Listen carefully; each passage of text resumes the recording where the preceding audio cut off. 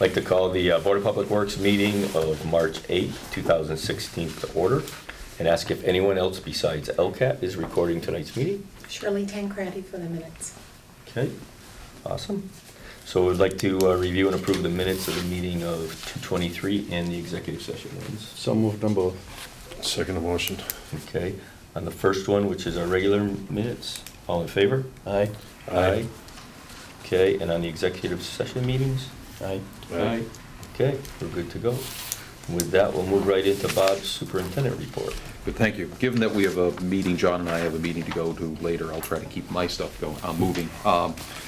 We talked about previously town meeting articles. There was a March 1st deadline to submit articles. We met that deadline. We submitted the Water and Sewer Enterprise Fund articles. We submitted a placeholder Chapter 90 article, but as we talked about at the last meeting, that may not be required this year because of the funds that we voted last year. For street acceptance articles, there will be two streets that have been petitioned for acceptance. One is the unaccepted portion of Waterman Avenue that lies between two existing accepted streets, and the other one is a new street, Wintergreen, which was paved this last fall and is going through the finishing touches and will likely be in condition for acceptance by town meeting time. Last item we had was a land swap article that we've talked about previously involving the landfill closure. That article was submitted on behalf of the Board of Health, who has the responsibility for the landfill and the landfill closure. Dan Murphy and I are meeting with the Board of Selectmen on the 16th of this month to discuss that article with them and bring them up to speed, possibly in executive session, given some of the sensitive nature of some of the discussions going on there. But we did submit that on the Board of Health's behalf. A couple of staff news items.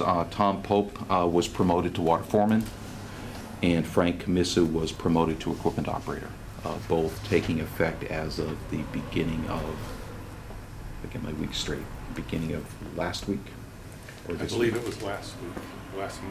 Yeah, or actually this Monday, yesterday, taking effect, or Friday, actually, end of the day Friday, effectively taking effect for both of them. We still have an open skilled worker position. We've got a couple of interesting candidates that both Mr. Esposito, myself, and Bruce Fenney have interviewed, and I think we're down to a short list at this point to make a selection from 2 or 3 candidates that appear to be well qualified, each one of them. Springfield water and sewer contract discussions, really not much movement right now or contact. The new executive director has been out on leave and has been expected he was going to be out on leave for several weeks, so we've kind of put things on hold for the time being there. The stormwater phase 2 regulations, we've been talking about those for some time. At the beginning of this year, they were supposed to have been issued within the matter of weeks. We're now approaching the middle of March, and we're being told that the release is imminent. What that means, and actually I'm jumping ahead in terms of the agenda packet, but what I did was I took the schedule that had previously been provided to the board in appropriations, which is this large 11 by 17 schedule, and I updated that really just to take in effect the time change. If the regulations best case are issued in the middle of March, that means they would be effective in the middle of September. Originally, the regulations were written to coincide with the fiscal year. This would push them a quarter and a fraction into the fiscal year, which from a financial standpoint has some benefits in that it, in some cases, avoids some activities having to happen, like street sweeping twice a year that we wouldn't have to do the first year. And then in some other activities, it would mean that we would push some of those costs into fiscal 18 that we were formally budgeting in fiscal 17. So everything you see in red on this sheet is really what I added as new, really based just on the schedule being pushed back. If it gets pushed back further than that, again, that remains beneficial. But appropriations was looking for an updated estimate of what we thought the supplemental budget would look like, and they obviously wanted that number to be as low as possible. So by taking a look at the schedule, I was able to take about 30% off of the estimated cost, because the real critical time of many of the stormwater activities is the summertime. in terms of getting out there, doing the mapping, doing the sampling of the outfalls, doing the labeling of the outfalls, doing the catch basin cleaning. And once we start pushing the start of this thing into the fall or later, that means we're not going to be doing some of those activities the first year, but then we'll be doing them the second year. So again, everything you see in red is new, adjusted from previously. The biggest impact really just being everything getting shifted over 6, 8, or more weeks. So when they're issued as final, we'll let you know. At this point, it continues to be a bit of a moving target. So you're right around 70. Correct, yeah.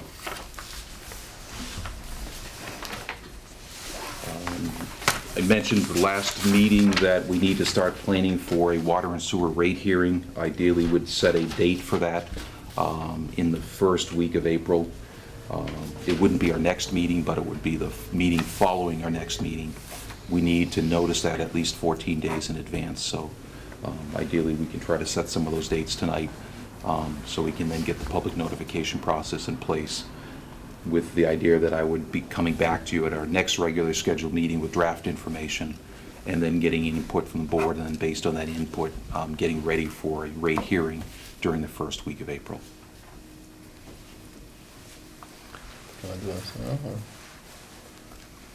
Yeah, if you're looking at calendars right now, you know, my thought is it would either be the 5th, the 6th, or the 7th, which would be a Monday, Tuesday, or Wednesday. All right, we're moving the meetings from Tuesday to what? Wednesday or Monday? Monday you can't, right? So we're gonna go to Wednesdays? So we're, okay, Wednesday? Yeah, and I Is that can't do okay that with one, but I Kelly? could do, Do you have another meeting that competes? And we have other programs. All right. So we want to shoot for the 6th of April? I can't It would do. be the I can't 23rd. do that one, but if we can do for that meeting, You want to do the rate setting on the if we can, 7th? if we can do Monday, The 4th? Monday the I 4th? can do it, but it has to be like 7 o'clock. I can't do Monday or Tuesday. Thursday? I'm gonna be out of town for a couple days, Wednesday and Thursday and Friday. How about we jump to Okay. the 13th? We have to reorg anyways. Would that be too far out for you? Too far? He's What- away. Unfortunately, I am going to be on break that He's week. away. Oh, Yeah. that's right. So you want to go to the 30th? Think we can do it on the 30th? We can do it earlier. We certainly could do it earlier, sure. Let's see. It would mean that we might only have a week between meetings. We might, if we look at 2 weeks out from tonight, for instance, we'd likely be meeting the week of the 21st. And then we could, if we set the meeting tonight, we could then do the 14-day notification. We'd have the information to do the 14-day notification. But it would mean 3 meetings in March, with only a week apart between our next meeting and the actual rate hearing, if you want to have an opportunity to go over the draft information in advance. So when do they have to be set by? It's not a hard date. It factors into the finalization of the town meeting warrant. So, for instance, if we were to say the week of the 18th, I don't think that's a deal breaker in April. So if we went to the 20th? That works for me. Works for me. Does that work for you? Does that work? That April would work. 20th work? That should work. yeah. All right, so we're going to set, April 20th is the rate Right. setting.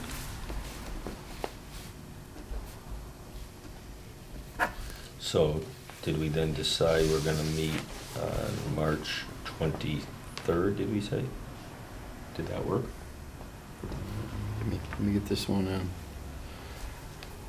All right, I can only handle one thing at a Yeah. time, not like you. So did we say April 20th. 18th? April 20th? April 20th, April At 20th. 5? 5 o'clock here. Okay. Got that one. Okay, so the rate hearing is the 20th, April 20th. right? April And the 20th at next 5 scheduled o'clock. meeting is the 23rd. Those are both Wednesdays, so we have to make sure we're good. Are you sure or no? No, I'd have to decide. Yeah, I can do that. Okay, Mhm. March 23rd, 5 o'clock, Mhm. all right? Okay, so then, and then March 23rd. I will double check the 20th in April, just to make certain that I don't believe that'll be an issue. We're typically not going to print on the town meeting warrant quite that early. The draft, really all that has to be done is the numbers get filled into the article. The article's already been submitted with blanks for the numbers at this point, so. Okay. And also with the town accountant being out on maternity leave sometime very soon, I suspect she'll need a little bit more time as well to get caught up.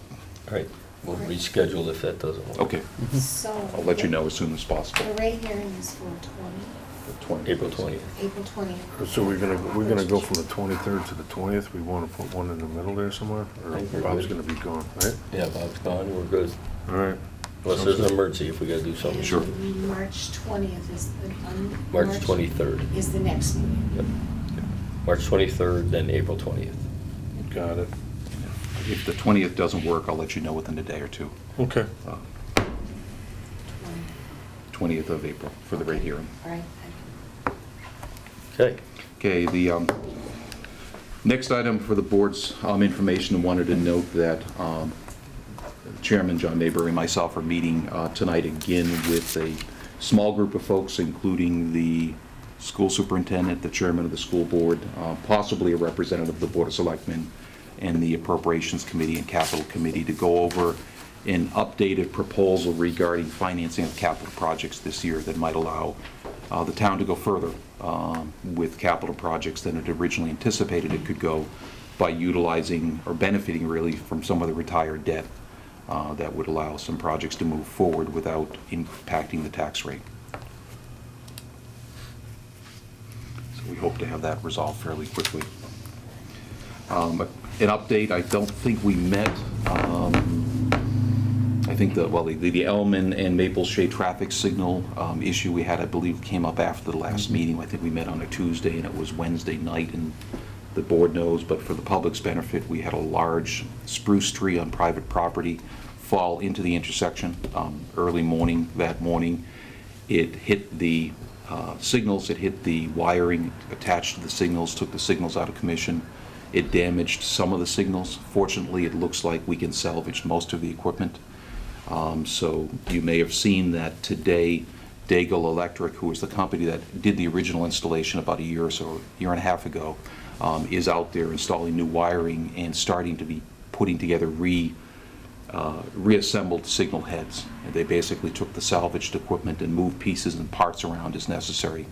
Plus, they used some of the equipment that we salvaged from those signals when they were upgraded to build essentially a signal that'll be same in function to what we had there. The only thing we won't have, as you may or may not have recalled, as you were driving eastbound on Maple Shade Avenue, if you looked at the traffic signal, you actually had 3 signals that you could see.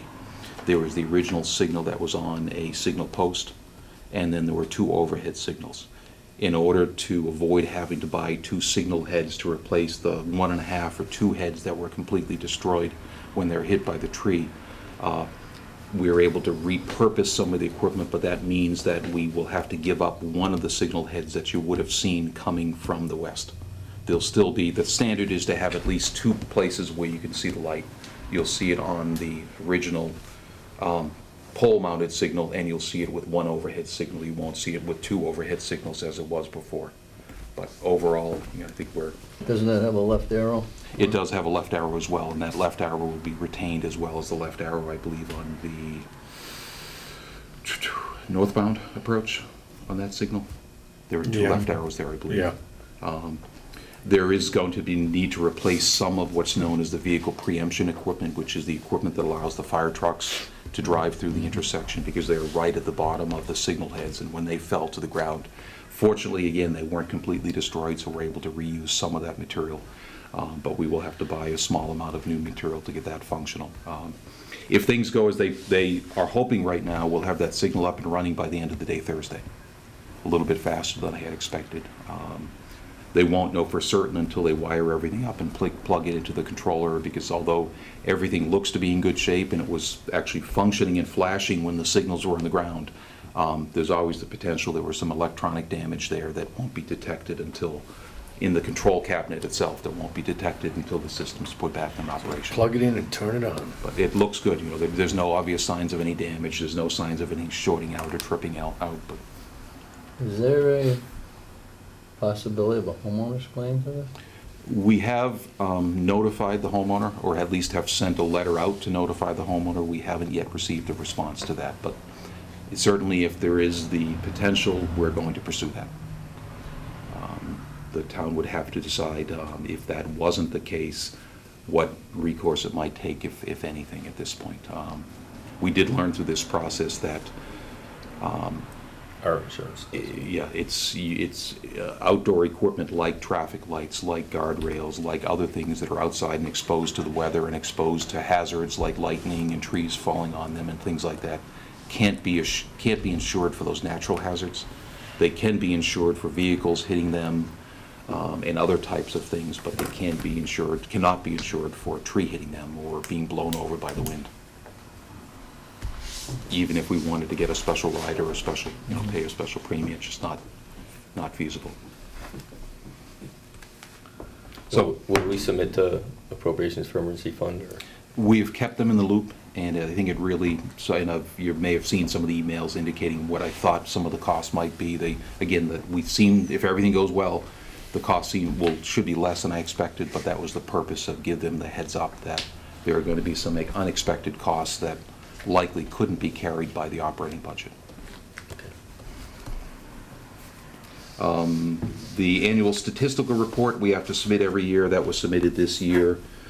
It's primarily data regarding our system, the water used, things like that. The two items I did want to call attention to, because they're somewhat meaningful, is one thing known as unaccounted for water, which is basically the water that we buy that we don't sell.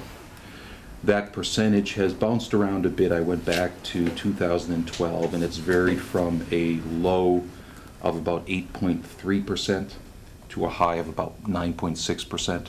Those numbers all of them are pretty good numbers. For many years, it used to be that 15% and lower was considered to be the standard. People have worked pretty hard, so 10% and lower really is kind of the industry accepted standard. If you're doing pretty well if you get to 10% or less, and we've consistently been less than 10%. We're at 9.2% this year, so we're a little bit on the higher end of the middle. One thing I am taking a look at right now, particularly since we have some savings that are being realized in the water budget this year, is potentially doing a leak detection survey of the entire system. And as far as I can tell, we haven't done one for 20 plus years. We're very good at responding to leaks that we find, but sometimes you can have leaks and not necessarily know it. And there are some new methods of detecting leaks that go beyond just listening for leaks, but actually using some sonic detection equipment where you can hook the equipment up to a pipeline and you can triangulate. If you hear a certain frequency of noise, you know that's a water leak, and then you can triangulate the location of that leak by having 2 or 3 of these detectors in places to hear that. So just starting to reach out to some companies to see what the cost might be to take a look at trying to do that, because every gallon that we buy that we don't sell is lost revenue at that point. And we got a lot of meters in all the public buildings, so Right. It's not going there. Yeah. We do a very good job, I believe, of counting what we can count. Irrigation, do we have it on Yes. irrigation? And if you'd like to, Roy, you can talk about some of the records you've kept for a number of years now. Yeah, years ago, we didn't have meters in the schools, Mhm. irrigation and so forth, and we have them in all the pump stations, all the irrigation, even over at Brown's Farm, we have a meter. We try to put them wherever we can. So we are really accurate. We have portable meters we use if we're doing any flushing. Anytime the jet machine goes out, we know that holds 1,000 gallons, we keep track of that. Anytime there's a water leak, we estimate the amount of gallons per minute, how many days. We have a form we fill out. I go to the fire station, I ask the chief, he has a form there we pick up, so they keep track of their water they use for any fires they have or training. So we're pretty accurate on our water use, Good. unaccountable water use. All that information is accounted for water, so when we do the mathematics, we take the total water, we subtract those numbers, we subtract the metered numbers, and what's left over is what we're currently at 9.2% this year. Are you talking about a correlator? Correlators, yes, yeah. I've had a training in those. Right. They're pretty accurate. Right. There are some communities that have bought the equipment themselves, and particularly if you have a leak and you can't find it, because there are sometimes you can't find that leak, you know it's there. It will, you set up these, and many of them are now wireless or radio based, so you can actually, they either have a data collector built into them that records the information you downloaded, or you can connect to it wirelessly and get this information real time. And it's kind of interesting because they can separate different vibrations. So you can separate the vibration caused by a vehicle driving over the valve box that you're hooked up to from the vibration caused by a That's leak from a amazing. high pressure pipe. And you can cross-reference, so you send it this way, see where it shows up, then you set it up the other way and see if it pinpoints the same area. So you're pretty accurate. Does it, do you do it at night when the flow is minimized, so you don't get all these spikes where people are using the water off and on? Or? You just have to make sure you put the right information in there. And, if it's quiet, it's the best. Right, that's why I know if you did it at night where you have the least amount of flow. Yeah, probably the best, that's probably the best time to do it, because if you have any leaks anyplace else, or someone's using water, it's gonna detect that But a leak will generate a different sound. sound than water flowing through a 3/4 inch. So the technology has advanced quite a bit, and like, as I said, it's been, as far as I can tell, the records, it was 1990 was the last time we did any sort of a townwide leak detection survey. And our numbers are good, so it's not, not saying we have a big problem, but anything we can find and Yeah. fix is to our benefit. Because I mean, if a resident gets it, it gets billed because it's through the meter. Right. And if it's an underground leak, usually you get a sinkhole from it, don't you, over time, if it's Yeah, big we have a lot of clay in town, so if there's a leak, it usually pops right up. But sometimes it's near a brook or so forth, or sometimes it's a meter, the bottom has blown out, and it's not metered. People are away in Florida, they come back a week later, and it's a big pond that never was there before. In cross-country locations, things like that. It's within a street, eventually it shows up most times, but not always. If it's a leak near a culvert or something like that, the water may follow the culvert and you never see it. That's happened. The other statistic that comes out of the annual report is the gallons per day per capita, the amount of water that our residential customers use per resident. Not surprising, that number varies year to year. In years that we see a lot of irrigation happening, that number gets higher. In years when it's wet and there's not a lot of irrigation happening, that number gets lower. Again, I looked at what we've seen over the past 4 or 5 years. Interesting enough, in 2015, we were at 87 gallons per day per capita, which is a bit higher than 2014, but exactly where we were in 2012. So we're varied again from 78 to 79 to 2 years at 87. So, no surprise that, when we have a year like last summer where we saw some very high water usage, which is great from a revenue standpoint. When you do that math, any residential irrigation will drive that number up. What was 14, you said? 14 was 79. 13 was 80 78 gallons a day per person? per person, correct. And then in 12, it was 87. And how's that compared to like other adjacent communities? It's fairly typical. If we were looking to develop a brand new water supply because of the concern that the state has relative to the impact of, say, putting in a large well, the impact that it might have on a stream or a wetland or things like that around it. With that type of permit, they're pushing communities to try to get down to 65 gallons per day per capita. That's a very difficult number to get to. But that's when you have a very stringent permit, and again, there's a concern about developing a new well next to a wetland, and the well might draw the wetland down to dry the wetland out. And there's, in some parts of the state, there is, in the Ipswich River watershed, for instance, there's a shortage of water, and the Ipswich River runs dry some years. Those are those areas that they really focus on trying to drive that number down as far as they can. But that would be a lot of irrigation, that's when they've stopped allowing you to use it for irrigation. Right, you might go to irrigating every other day, or bans on irrigation altogether, but, yeah. So those are the two items to take out of the annual report. I did want to note on our solar project that we have an opportunity once or twice a year to update what's known as the Schedule Z, which is how we allocate the credits that we buy. And that's important to do well, because when you allocate a credit to a location, if that location doesn't use as much electricity as you allocate money towards, you end up with a surplus of credits. So you end up having a negative bill as opposed to a positive bill. I expect it'll take us probably a year and a half to get all the allocations worked out, but for instance, we saw Meadowbrook School was underutilizing credits, so we were able to shift some more credits over to Meadowbrook.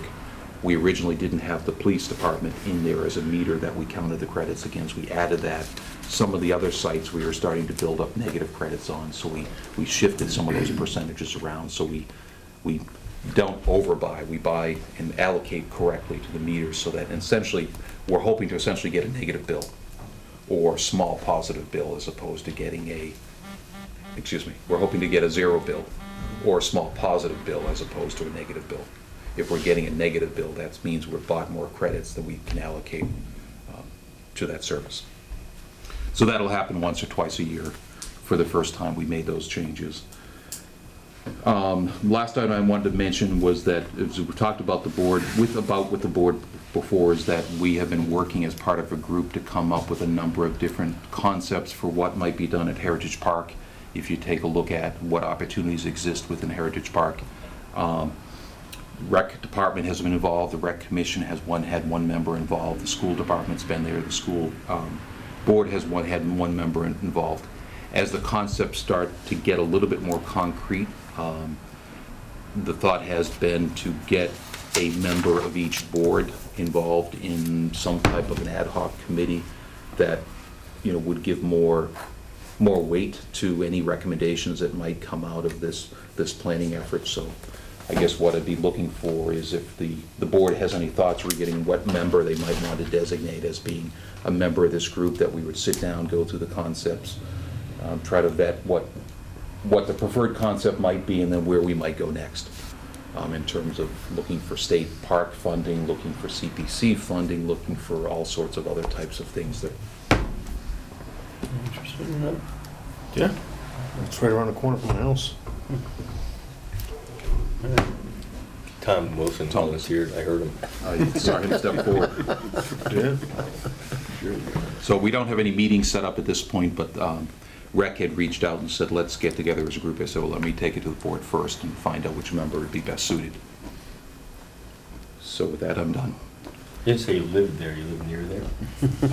Yeah, I'm homeless, and that's where I've been living In the dugout? You know. I know when the dog go there once in a while. Can we put sides on the, it's a little drafty at night.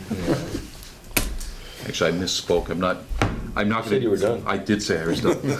One item I did include your packet, and it looks very similar to previous months, is the monthly financial statements of the department. All the trends are exactly where we want them to be and where we expected them to be at this point. You know, I will note the only item that's worth mentioning is the snow and ice expenses. You know, we're showing a very good number for expenses, which is primarily salt purchase at this point. There are a number of bills that are in hand that haven't made their way into the financial system yet. So that number will go up from the $83,000 that's shown there. The labor number should stay the same unless we get some events that, you know, we don't anticipate at this point. But there are some costs incurred on snow and ice that aren't fully reflected in this at this point. But again, all the other trends are very similar to what we've seen in previous months. All the divisions are looking good. The one that's the tightest is waste, but we're getting closer and closer to where we want to be every month in that one. So I'm fairly optimistic we'll do okay. Water, sewer's great. Buildings, same thing. We're getting closer to the point that we want to be, where we are at the same percentage through the year as we are percent of budget spent. We typically start the year behind, but then we catch up as the year goes. Okay. One more? I'm good. Okay. I promise. All right. Bruce, you're up. Yes, couple of weeks ago, I did receive our Massachusetts Higher Educational Consortium report for 2015. That's our consortium that we purchased from for buying certain building materials townwide. Our cost savings was up. We saved about $23,600, up from last year of about the previous year of 2014 of $15,300. Our total gross value was $61,000, so we saved about 39% compared to the previous year. Excellent.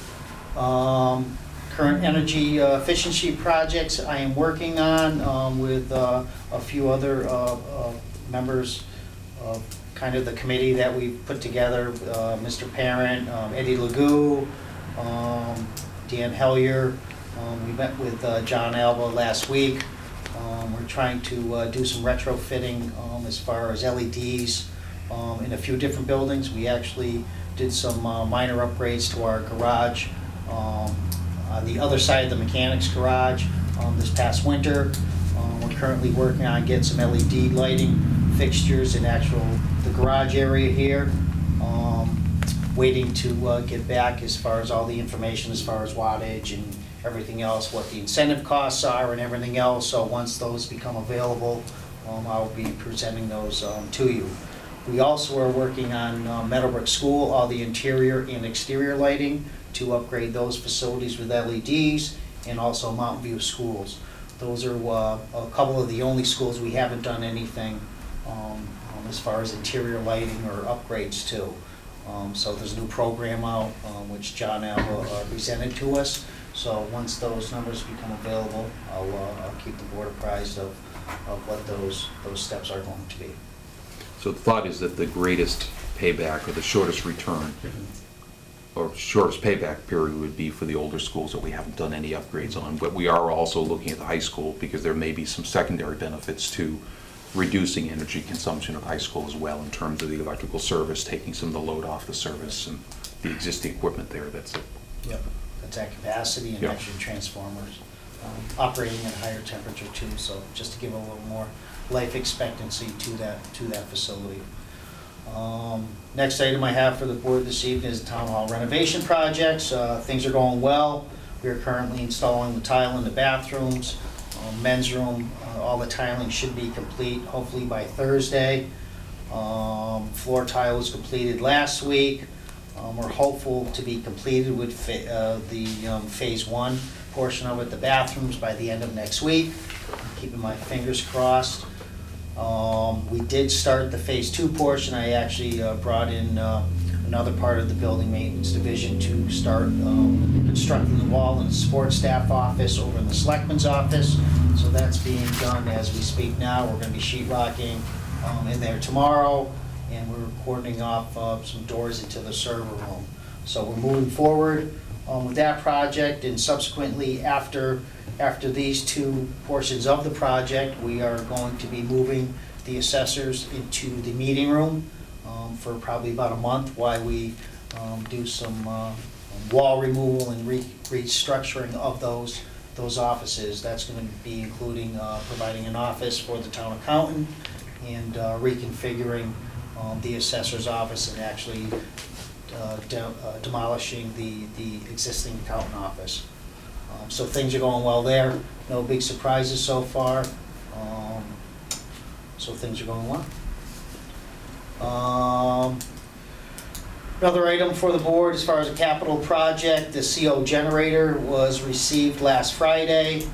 So that unit is in place. If you go by and see some damage to it, some of the damage happened during shipment, but we did get it on site so we can start constructing the building around it.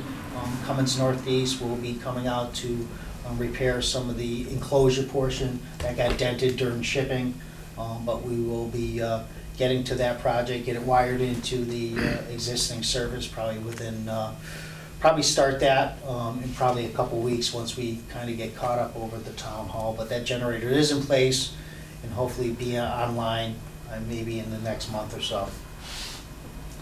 Another item for the board, Maple Shade swing sets. We did get a delivery date for those swing sets, which will be roughly around 317, between 317 and 320.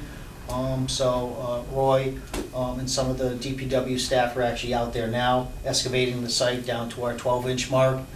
So once the swings are delivered, we can start assembling those and get those in place, and then get the mulch that was part of that bid process, and so we can move forward.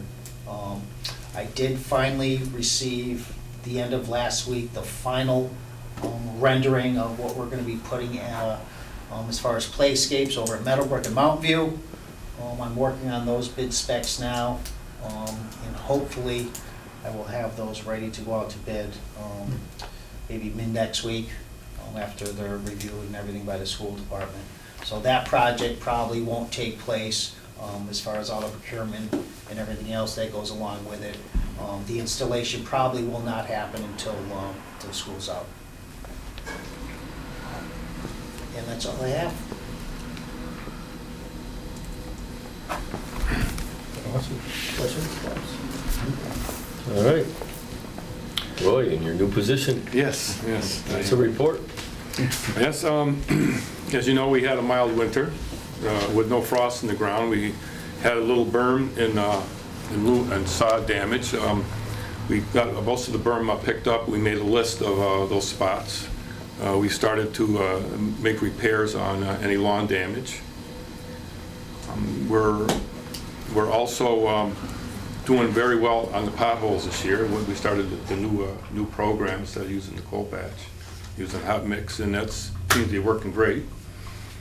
Of course, the winter helped out. We're also actively repairing all the catch basins that were damaged from before, and some of them are complete rebuilds as I've opposed to noticed just you got a lot of them opened up, which is a good jump on it. Yeah, so we've got a big list. We're trying to narrow it down as much as we can. As far as tree work orders, we're going around getting those all as much as we can get done. The bigger ones we're putting on a separate list. Also, we've done town-wide. We've trimmed all the trees on all the streets that protrude into the road. Also, we've hit some of the utility easements, got in there as much as we could. A sanitary sewer, we've used our jet machine and got almost all the main ones are done. So now we're on the secondary areas. We're almost done with those. All the roads that are going to be paved, we've done manhole inspections. We've got the catch basin cleaner out. We've cleaned almost all of those and did a inspection report. As far as the parks, we've gone around and cleaned up any park, schools, town-wide areas, got those cleaned up. We've actually started to do some painting of some fields today. We're just hoping that we're not getting more winter. It's behind us, Roy. That's how I'm looking at it. So I guess that's all I have for now. Is it worth mentioning, either yourself or Bruce, the work we're doing with the school department and rec department in terms of doing some field reconstruction? There's a couple of the... Sure. Yeah, we're gonna meet with Colin tomorrow about reconstructing the varsity field and the junior varsity field at the high school. Soccer fields or No, this is the baseball fields. baseball diamonds? Yeah, so we're gonna meet with him and see what we have to do. We already have the clay, Yep. so as soon as we can, we're gonna start working on that. Relocating them or just? The home plate in the pitching area, we're gonna remove the old clay and put in some good clay. So Tune them up. you have to tune them up, trying to get the water to stay off and be easier to maintain with the right clay in there. Right. If we have time, we might do some other fields, but we're gonna do the high school ones first. This No, is, have we gone to where all those work orders go through you and then they go to him? We're working on that process now. Actually, Colin is actually aware that any work orders or field maintenance questions will go through me, obviously based on our needs and far as staff, so me and Roy are working out those details also, as far as putting crews together, and like I said, as far as the new Dura pitch clay and the pitcher's mound, I forgot the name of the other clay that we're gonna be using. That's actually a deeper clay that goes under the top clay. But working out those details using operators and all the staff, getting them involved as far as rebuilding. I believe it's 3 baseball diamonds. We have about 90 tons of this Dura pitch clay up at the transfer station. We received probably maybe a month or two ago, thinking that we were gonna be able to get it done because of the mild winter, but wasn't able to jump on that till now. So Colin actually had a representative out today to go over the whole process and what needs to be done as far as using this material. So we're gonna be doing the JV and varsity field at the high school, and depending on time and availability on our schedule, we'll be doing Memorial Field.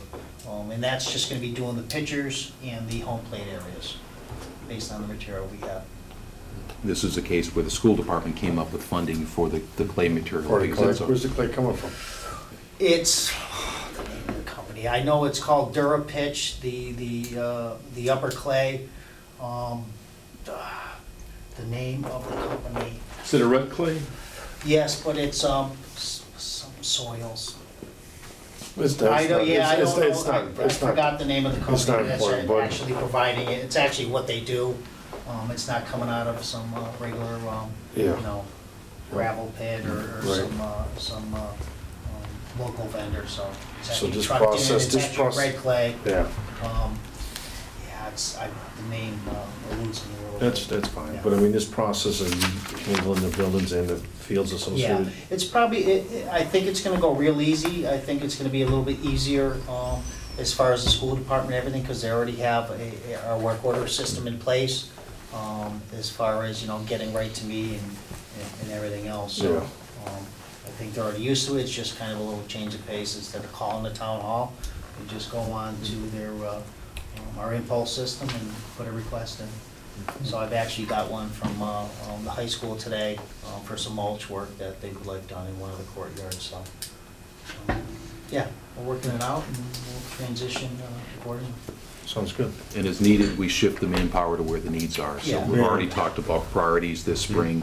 Getting the ball fields and all the fields in good shape are the top priorities. So we're going to be taking guys like Tony Longo and Tony's crew, having them on the ball fields. Once they're done, then he'll shift to construction projects. But until we get those things out of the way, we won't be starting any of the typical construction type work so that we can get a jump on the And it ball looks like fields. if the weather holds out the way it is. Yep. Yeah. As you know, we had a winter started very late, so we had the opportunity to put the irrigation at the lacrosse field at the high school. Yeah. But now that's settled and we have some more work to do. So as soon as the crew that I have doing the excavation at Maple Shade's gonna jump from there over to the lacrosse field at the high school and get that loomed. We're gonna try to oversee that and get the irrigation going as soon as possible. That'd be good, that'd be real good. Yeah, I believe that's one of the fields, I've talked to Colin and actually Dan Mauer. It's gonna be one of the fields we're gonna rest this spring and this summer. Let it rest for the whole season and actually go over the whole field and, you know, get it kind of leveled and straightened out, get the holes taken care of and get some nice grass, especially with the new irrigation, get some fertilizer on there, so. Excellent. Dan? Good. I brought a map tonight, so when you package, Another one? when you package, it's a road, basically a roadworks map. Color one. Yeah, in color, 11 by 17. So basically, I just did this to kind of show you what we've been doing. I know you've driven them, but you probably haven't seen it on a map. I'll start with just for 2016, it's a couple of sections up in the northeast corner. You can see, I haven't labeled the streets, so you're gonna have to, I know you guys know these roads. Allen and Porter, you can see Porter, that section of the Springfield town line. The one thing I did want to note, There should be a crack seal section at the, I guess, the western end of Allen. We're really trying to stretch the dollars that have been reduced this year, so there are portions where we'll crack seal if we can, if the road warrants it, in other areas where we know we have to do more. It'll primarily overlay. One thing I do want to point out, Markham Road, when we did our corings, and then we took some gravel samples in the center. I think I mentioned this last meeting, but there's poor base in there, so we're looking to reclaim that section of road in order to improve the base beneath it. The whole length of Markham? The whole 1,300 feet. Yeah. It's not. No, it's not a big long, road, but- no. And it's a road that's in pretty tough shape, and based on what we found with the base, we think it makes sense to do that. The only other, and then on the other, if you're looking at the pink chestnut we held off last year, that's included. I'll also point out Millbrook. There's a section on the, it's hard to see, but you see the pink down the end there. We kind of identified the worst section down there, and then a couple on Parker Road I've identified. Those are if funds allow. We'll bid it. We'll try to include it all, but based on what we get back. The primary ones are going to be Porter and Allen, Markham, and then if funds allow, we'll pick off some of these other ones that are on the list. In those areas, in some cases, we may do what we did like on the Pease Road Hill, where we come in and if there's one lane that's in bad shape, just do mill and fill in that one lane. Right. By another 5 years or 10 years, hopefully out of that roadway, and instead of doing the entire roadway, just because the funding unfortunately doesn't allow us to do everything we'd like to do, so we Yep. just do what needs to be done. And there's a section on the southern end of Allen where there's a piece that we want to do just one lane. I didn't show it on this map, but Yeah. let's see. So that's Now, that little dip in Markham where it always, where the farmer's mud always comes out there, that always seems to keep the gravel wet. Yep. Are we gonna do any kind of an under drain there, or, We could do an underdrain on the side. or if we built up the tree belt, maybe with some compost area, so we kept his water in his field, and, because we must have a tree belt there, right? Yep. We do So, I this mean, road. if we built up the tree belt with some compost or something, and so he's not washing his Sure. water. Sure. One of the things the reclaim can do for us is we've got more flexibility in terms of the profile of the roadway, We could whereas just doing raise a the straight pro- overlay, you Yeah. really can't change We it. could raise the profile in that Yeah, little right. dip right there, no? Right. The challenge we have at that corner of the field, and I've spoke to Mr. Loney a few times, and he's been cooperative, last couple. Oh, yeah. He's put hay bales out there, he's done some recontouring, that's where he brings his equipment in. Right. So what tends to happen is any berms that are put in there tend to get worn out over the season, need to either get rebuilt or something temporarily put there every fall once he's done. Right. Because it's the wintertime when you get a spring thaw, the ground is frozen, the material on top runs off the field and runs into the street, and we end up having to plow it. Right. As I said, he's been very cooperative and willing to work with us there, but some additional improvements I'm sure can help. Yep. Certainly warranted. I was going to say, they did a great job, Royce and the crews, with the structure assessment that's just about complete, so we're going to have a good handle on everything we need to do as far as getting all the structures replaced. We'll, let's see, so schedule-wise, looking to get into the Central Register for the 23rd of March with an early April award. I guess on the road, second thing I want to mention is as we're kind of looking at the big picture, and I know we've done a fair amount of improvements on the main roads. There's a lot of side streets, and we're talking with a firm to help us identify and come up with a rating index for all the side streets, kind of a snapshot, and then suggesting improvements based on the ratings of the road. So we'll have basically a database for every street in town, to 500-foot segments, and from that we'll be able to really take a good look at where the best place to spend our limited money is. On side streets? Every street. It's essentially in the industry what's called as a pavement management system. You go and you take a look at every road in the community down to 500-foot increments. You rate every 500-foot section of roadway. You then come up with not only what condition it is in, but what would the appropriate level of restoration be to make it, to minimally maintain its condition, if not improve its condition. Right. Many times that's all you're really trying to do, is you're trying to take a road that's not bad and keep it from getting worse. Right. Right.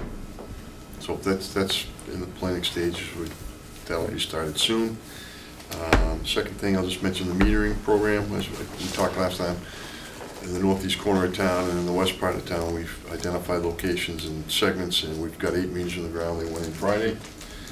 Hopefully we'll get some rain. I'm gonna continue to do a rain dance until it's landfill time, and then I just want dry weather. Manhole rehabs, we've identified, I think, 26 additional manholes to rehabilitate. So Green Mountain Pipeline has said they'll be back on the 21st of this month, so hopefully they'll be back and we'll get that done. The fourth item I had was the bundled NOI, which was, we met with the Conservation Commission. They agreed with what we presented, they liked it. And in your package, I've actually included the conditions they had. And then the second thing is just a table that goes through the 6 categories of work. If you have a quick look at it, the first 4, it goes through I guess I'll go through quick. It goes through exemptions from the Wetland Act, the riverfront buffer zone exemptions, but really what it is it just gives us a good framework on which to do work. And we'll obviously meet with all the guys to kind of identify all these things and to put pictures to them. And really happy they liked it, and we'll also be meeting with the Conservation Commission tomorrow night. They were comfortable with this format? They were comfortable with the format. They thought it was comprehensive, and we came up with a good plan for our work, so that everybody's on the same page. We are meeting with the Conservation Commission tomorrow night. That'll be for the request for determination of applicability for the landfill work, just for the areas where we're down in close to the wetlands. And I think that's all I have. Okay. We scheduled the next meeting for the 23rd, which is a Wednesday, not a Monday or Tuesday. And then the rate hearing for April 20th, which is a Wednesday. Is there any other business, old or new? Motion to adjourn? Motion second. All in favor? Aye. Aye.